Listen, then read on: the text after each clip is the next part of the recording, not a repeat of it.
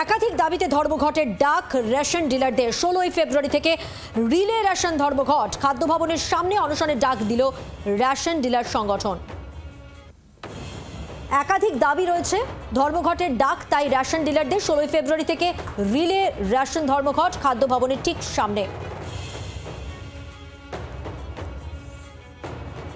না কেন্দ্র না রাজ্য, এরা কেউ কমিশন বাড়াচ্ছে না, এবং যেটা প্রাপ্য দেওয়ার ছিল সেটাও অনেক জায়গায় আটকে রেখেছে। যারা রেশন দোকানে আসেন, ঘন্টার পর ঘন্টা দাঁড়িয়ে দেখলেন যে আঙুলের ছাপ মিলছে না। রেশন দোকানের মালিক কর্মচারী যারা থাকেন তাদের উপর বিষোদ্গার করে চলে যান। তারা ভাবেন যে তাদেরকে রেশন না দিয়ে আমাদের রেশনটা বেঁচে গেল। তা নয়, রেশনটা বেঁচে গেল রাজ্য সরকারের। ভেবেছিলাম যে বাজেটে আমরা কিছু পাবো, কিন্তু বাজেটে কিচ্ছুই পাইনি।